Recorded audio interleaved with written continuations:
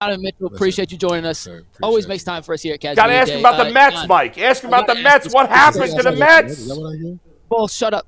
I can hear about Bull, the Mets. shut up. It's all He right, can hear man. you about It's the Mets. tough. He doesn't want to talk It's about tough. the Mets right now. We get him for 2 minutes at Media Day. We got to ask some basketball questions. But, Don, you said at the end of last season you were going to hear and read everything that was written about this team. So I'm curious, did anything stick out? What was the most outrageous thing you heard or read about this team following last year's playoff collapse? You know what's funny? I lied. Like, I really thought I'd be in it. Like, oh, I'm all over it. Honestly, I got off of social media, and I really haven't gone in depth like I haven't. I think for me, what's the saying? I've chose peace. I just feel like for me, I've heard it all. Like, you know what I mean? This is as unfortunate as that saying is. Like, I've been here before. Like, you know what I'm saying? So I've lost in the second round before. I've lost with expectations. This isn't my first time. I know who I am. You know what I mean? If I'm not, no need to go look for external. There's so much internal motivation that I have right now. I don't even think anything anybody could say would get me to that point. I think for me, it's just like there's so much that I, know that I can accomplish and that we can accomplish that I don't need, First Take, for example, or if you guys are talking shit, or excuse me, if ESPN Cleveland's talking shit. You're Donovan Mitchell. You can say whatever you got to say. Sorry, I didn't mean to do that. But I think that's that. I don't need that. And I think that's part of the progression. I talked about the mental progression. I think that's part of it. Is like, hey, there's so much here already that I don't need anything else. Koby and Kenny said last week at their press conference that you are already in midseason form, and they have to actually ramp you down so that you have enough energy to sustain it throughout the season. Yeah. So, now what does midseason form on September 29th look like in your mind? Desperation. I feel like that is where we are at as a group. I feel like it starts with me as a leader. If I come in 10 pounds overweight and trying to play my way into it and do all those different things, what type of tone does that set for the group? Like I said at the podium, I would rather, and I want to be clear, like there's no real answer. Like, you know what I mean? And Kenny and Koby, we've had these conversations since they said that. Like everybody's talking, but like obviously, yeah, we've spoken on it. And, I think the biggest thing is like, I'd rather be here and have to scale back than have to play catch up, because that's where injuries happen. That's where all these things happen. I'd rather have to scale back and figure it out, just because, especially now, like it really started once Max got hurt. Once Max got hurt, I was like, okay, DG was already going to be out. I knew that. Possibly start. I don't really know that tech, but once Max was out, I was like, okay, there's going to be more on my shoulders. Obviously, yes, getting Evan, getting Dre, getting those guys involved, but there's always going to be more on my shoulders, and I just need to be ready for it if that time comes. Now, if Evan's like averaging 30, 20, and 10 to start the season, then hey, like I'm over here. But like in the event that I'm needed, and obviously I'm going to be needed, but to do more, I'm going to have to, I'll be ready for that. So that's kind of where I'm at. Is like, all right, this day, as I said up there, it's time. Like there's really no other way to phrase it. We got one last question. Yeah. I have bought every Evan Mobley stock available. If there's an Evan Mobley stock for sale, I have already bought it, Donovan. Kenny said last week he took a major jump in last season, but he still has another jump in him to get to that top 5 level of player that I believe he can be. And I know you said you believe he can be. So we know what Evan's jump was last year. What do you envision Evan's jump this year looking like? I think, and I tell everybody this, as unfortunate as it is that we are starting the season with our two starting guards and Max and DG, I think that'll allow us to see that. And obviously it will continue, but I think he was already ready for it. And I think I always tell people there's a want-to with Evan. You can want it for him. I can want it for him. Everybody can want it for him, but he wants to. So now it's just a matter of on a consistent basis. So I think for him, I think it's a mentality shift with him. Like basketball is going to be basketball. He works on his game. I see it. He works his butt off. But I think now it's like, all right, what do you feel? Like, are you in your brain? Like, what do you feel? Do you feel like you belong? Not to say he didn't. Yeah. But like he walks into a room with a certain aura, and there's one thing to say, but another thing to believe it. I think now he's starting to believe it. Maybe not fully, but like as you shouldn't at 23 or 12 or like 24. Like there's another level to that, but I think he's really starting to scratch that surface, and that's why I believe and we believe. All right, he's here because once you start walking around like you belong, and like having that vibe. And I think obviously does getting paid all that money, does getting the awards, the stuff, does that help? 1,000%. But I think he believes like, yeah, this is who I am. So I'm excited for him. 10 seconds on the Mets real quick. Well, go ahead. The floor is yours. Yeah, 10 seconds.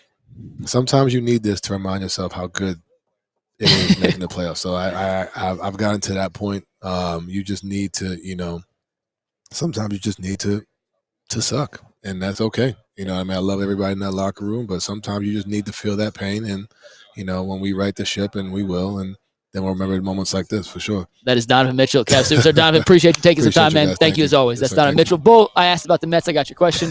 Back to you guys. Good job, Mikey McNuggets. Thrilled as always to be joined by the head coach, the reigning coach of the year for the Cleveland Cavaliers, Kenny Atkinson. Kenny, how you doing? Great to see you, man.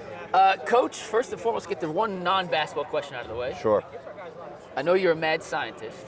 You guys won 64 games last year. You're coming back this year with expectations to win a championship, to compete at the highest of levels. What's the one thing you kind of focused on most within the coaching aspect to be able to improve upon for this upcoming season? It is in the coaching. I think you're probably going to think I'm going to say something tactically. We've dreamed up some new offense or defense. But it was, this summer was a summer about building relationships. I kind of got the job on the fly last year, and which was cool. I jumped into it and had an idea, and of what I wanted to do, and just went with it. But I didn't organizationally, and then kind of player coach wise. It was hard to build like deep relationships. So first of all, getting to know the front office better, ownership better, and our players better. So that was kind of my sole focus this summer, and getting some rest after crazy summer last year. Last summer I was traveling a lot, so I just kind of shut that down, and man, day one like today I'm like, man, I'm ready to go. Energized, I feel really good. I saw this morning an article in The Athletic came out about you guys embracing CLA as a new kind of style of player development, teaching, training.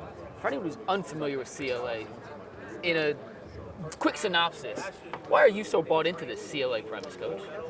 Well, first of all, how was the? Where did you get? I didn't read the article. Oh yeah. And did they do a good job of explaining it? They did actually. Muscle memory may be a myth. You want to put all the players, not just basketball, but they talked to the Dodgers, they talked to Tottenham goalies about putting them in situations where they have to make the correct reads as opposed to just doing the same stagnant shooting drills that we've done forever. You just said that in the simplest form is like kind of eliminate block training.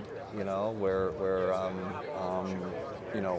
definitely, and I just felt this really early on in my career where putting players in decision-making situations is kind of the right way to train, or the best way. Not the right. There's no right or wrong.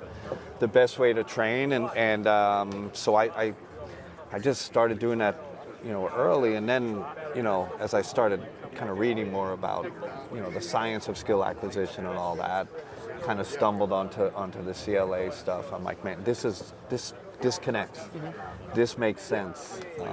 So yeah, we are differential learning with our shooting, the CLA stuff with the decision making, and I just I keep telling everybody, we're not like 30% in or 50. We're like all in. You're all in. I mean, the new G League coach comes from a CLA background too. All in. We have Alex, skill acquisition coach, and there's like real like peer-reviewed journals and there's a science behind it. I'd just say the last piece of it, it's not just the skill acquisition. It's also you're finding movement, the most efficient movement solutions when you train this way. You also kind of balance in your body, and kind of the player finds the movement solution. So it's multifaceted. It's just definitely not just in the skill area. And then last piece, we take it to our practice design, right? So everybody thinks it's in the player development mode. I say we extend it to what practice looks like. So we do no 5-on-0, everything's opposed, everything's a look, a read. Making a decision in every facet you possibly could. Because my and I kind of reverse engineered this. I'd always come out of games since I was even when I was a player, most frustrated with, our decision. My decision making as a player or coach, and then the team decision making in both offensive and defense. And I would always be watching film, and I'd be like, how the heck did we make that decision? How did player A make that decision? How did he close short on this guy when he should have, ran him off on defense? And so that was, I said, well, okay, then we got to help the players with their decision-making process. So we've kind of created this culture, and the best thing about it, Mike, is the players have bought in. Like, and that's what matters more than anything else. That's more and the coaches they're not easy to get bought into because they have they're older and long, they've done it for so long. The same way. Players, these guys are so young, their brains are so moldable. If it makes sense, they go right for it. Speaking of players, a guy like Sam Merrill, for example, who you guys brought back on a big contract this summer, he was more of a guy used to space the floor and just shoot. But I'm assuming with the contract you guys gave him, letting Ty walk, that you see more to his game than maybe we've seen thus far. What is that other part of Sam's game that maybe the casual fan and the casual Cavs fan hasn't seen on display yet? I think we're missing his defensive piece. I mean, I felt comfortable putting him on anybody. There are certain matchups where just like the big wings of Jason Tatum's where he just kind of gets bullied. And nobody guards those guys well. Yeah, now we have DeAndre. We had other guys for that, but him in terms of guarding, kind of the normal threes and down, he can guard anybody. I don't know if you saw that thing on Twitter lately. He's like the best chase defender in the league. Is that? It's B-Ball Index, which the guy Tim who runs it's a great dude. Shout out to Tim _ Great job, Tim. Like it's amazing. I could just and we have great analytics department, but they can't track everything. So just that's a great find by it helps. That's why you got to kind of like you are, Mike. Like you got to be educated. You got to be curious. reading, you want to learn curious. New things, yeah. So Sam's a way better defender than people think. Got one more time. A question for one more. Yeah. You bring in Lonzo. You talked about last week just the intelligence Lonzo brings to this team. Can one player elevate a team's IQ when that player is as smart as a guy like Lonzo is? That was. I always talk to Steve Kerr about this with when they with their great teams. Of course, Steph and Draymond, but he always felt like they're role players. Yeah. The David West, the Sean Livingston, they were obviously, really good players, but they had very high basketball IQs. So I think obviously at the playoff level, you need toughness and all that and talent, but you also need IQ. IQ wins in the playoffs. Listen, at the end of the day, players elevate you, right? We're gonna tweak some stuff. We're gonna try, but he's a guy that I think that's gonna, he's a guy that I think can help push us to that next level. Awesome. That was head coach Kenny Atkinson. Kenny, we appreciate you as always. Great Best stuff. Season. Enjoy as Florida. Always, keep up the good work. Thanks, Kenny. All right. Thrilled as always to be joined by President of Basketball Operations, Koby Altman. Koby, appreciate you sitting down with us. You guys are doing a great job. Thank you. Koby, I got to ask you something that came out this morning. There was an athletic piece that talked about CLA and how all sports are kind of adapting that and how the Cavs are one of the pioneers in the NBA space to not just sprinkle a little CLA into their philosophy, but fully kind of embrace what CLA is and what it means. So can you just give us a little insight into why as an organization you guys decided to kind of embrace this new form of training that's not just training, it's kind of an entire philosophy of player development, et cetera. Approach. When we were interviewing Kenny last summer, and Kenny was obviously overseeing Team France, we heard he came with this sort of player development background, which we knew very well from his time in Brooklyn and how he developed that roster. But for us, the big thing was how are we going to internally grow? We knew we had the talent here. We knew we had young, budding stars. We actually, half the interview was about Evan Mobley and how we were going to get him better, not just on the basketball court, but off. Mm-hmm. And what are the new philosophies? So what's the trends in not just the NBA, but the landscape of all sports? And how are teams training to get guys better for real, I say real life decisions, real decisions on the basketball court?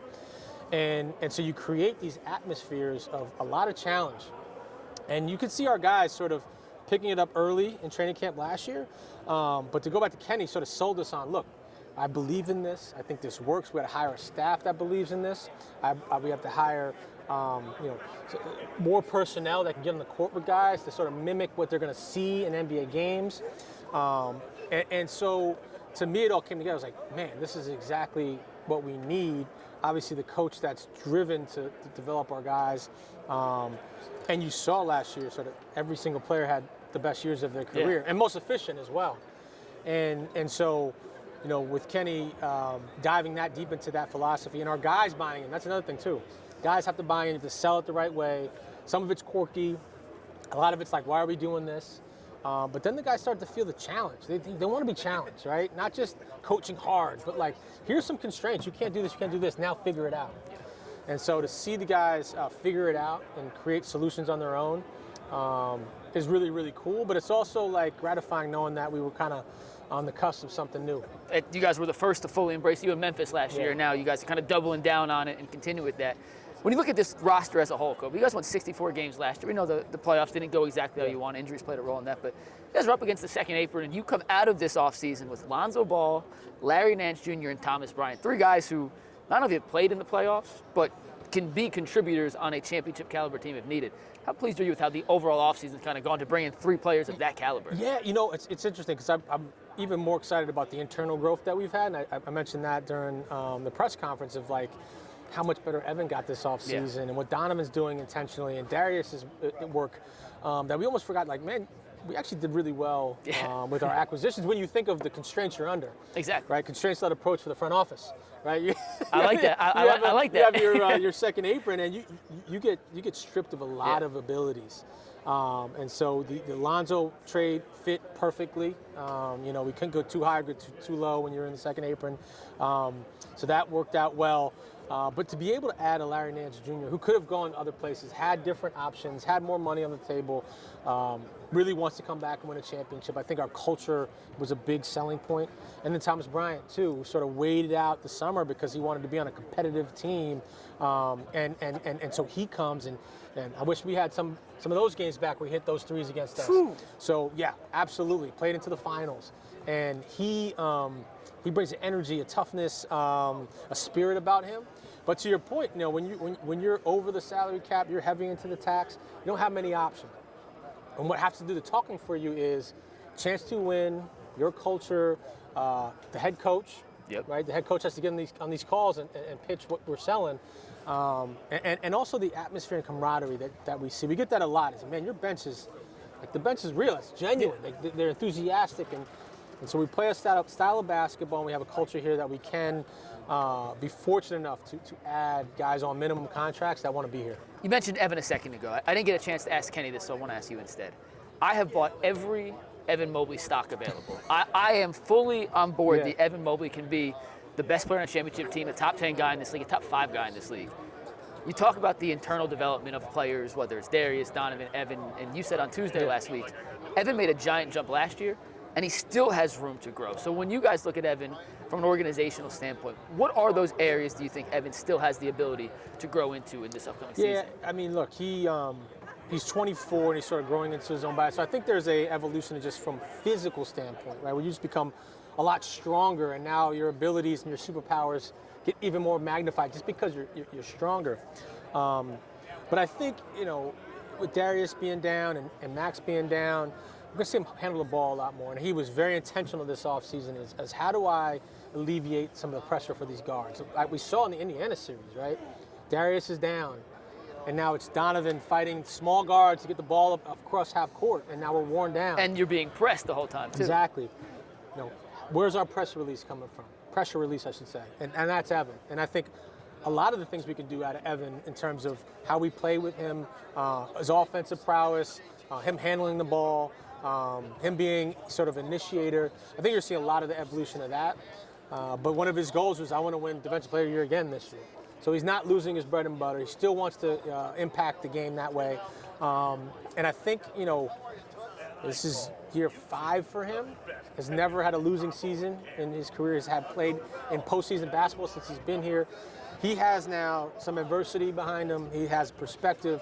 And I think he's ready to take that next jump. When you look at Darius, and we saw Darius walk through, I don't know where he is at this point, but noticeably bigger. Like, he definitely put on some size. I'm trying to tell you guys, he couldn't touch a basketball for 6 weeks. And so he had to go to the weight room, which to me, like, that was a good offseason for him. He doesn't need the talent. It's like riding a bike, right? Like for him, he can go out and hit a step back tomorrow. It's the strength, like you said, and more stout, and getting ready to have that armor to go up against some of these tough teams we're going to play in the playoffs. But this is, I'm sorry to cut you off. I want your question. No. This is better than my question. I asked him, I said, today I saw him, I said, man, what media day is this for you? He said, 7. Yeah. I said, is this year 7 for you? I said, no way. And he said, yeah, it's just year 7. I was like, do you have a perspective on that? He was kind of like, no, I can't believe it. I'm like, you're 25 years old and this is year 7. Because we threw him to the wolves. You know, yeah. He started since day one. 18-year-old, 19-year-old rookie to where he is now. And he's setting himself for real success. And he's still young. And he had the best year of his career last year. And unfortunately, had a really bad toe injury that took him out. So he's ready. He played 70-plus games last year. And I think you're right. You saw the strength. We're not going to rush him back. But certainly a huge part of what we do. We'll get you out of here on this one, Koby. Yep. You have a guy like Donovan who's entering year 9, has been to the second round of the playoffs, yet to make it to that conference finals. But you said on Tuesday, you guys want to ramp him down at this point of the year because he's so engaged, so ready.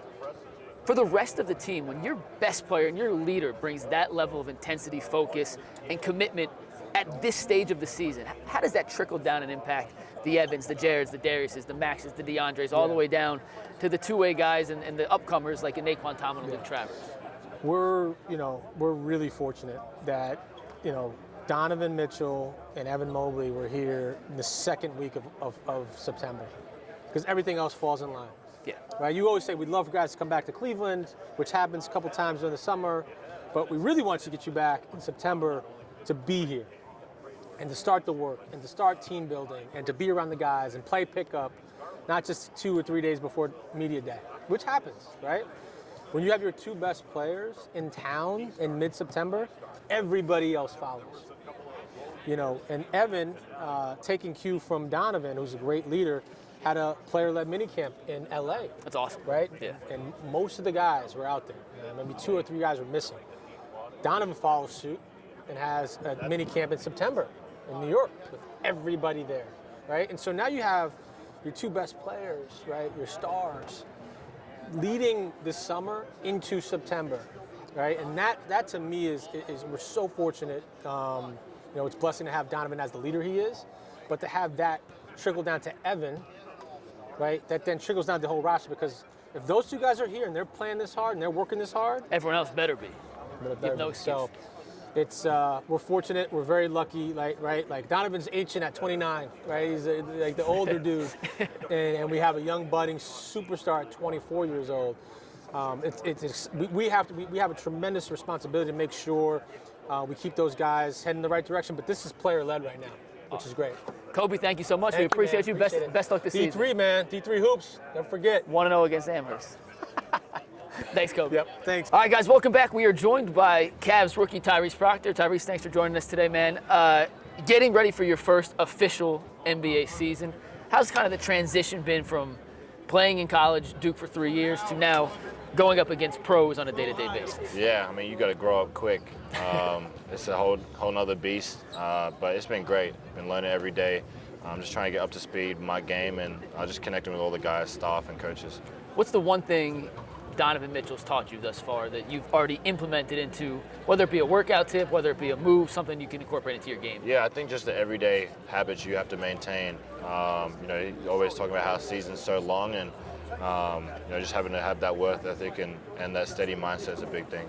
When you look at the bigs on this team, Evan, Jarrett, they just added Thomas Bryant, Larry Nance, how is the chemistry between you as a guard and the bigs kind of coming along? I know it's still early and training camp hasn't even gotten underway, but is that chemistry starting to click? Yeah, no, I think it's super important to have that with any big on your team.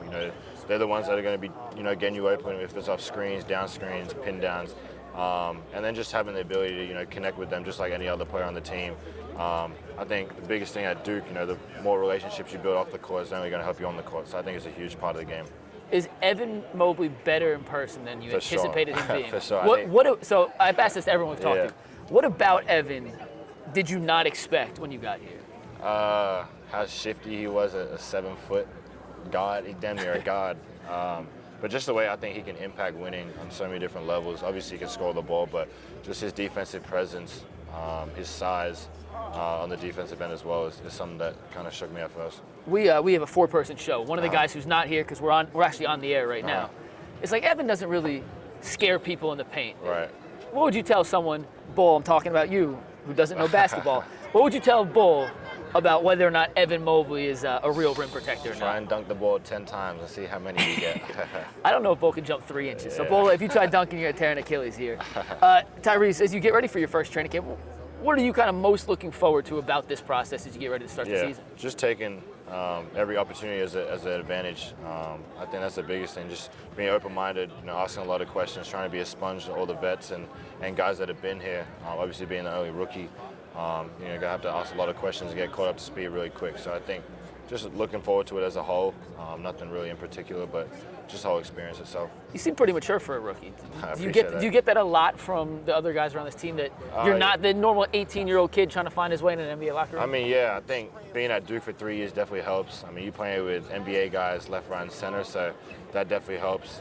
We have 5 guys drafted this draft, so being a leader on that team, being a leader the last 3 years at Duke, I think has helped me a lot. We'll get you out of here on this one, Tyrese. Your number one skill coming in, at least in my opinion, doing the scouting process, is your ability to shoot the rock. And I know the NBA range is further back from the college range, but has that been an adjustment for you at all, or were you already used to shooting well beyond the college three-point line, so it came kind of natural? I'm used to shooting it. I think it's just once you get tired, you just got to put more legs into it. And it's definitely going to be a little bit of adjustment in game and stuff like that, but for the most part, I've been pretty good so far. That is Tyrese Proctor, the Cavs' one and only rookie this season. Tyrese, thanks for joining us, man, and we'll see you around. Best luck this season. Thanks, brother.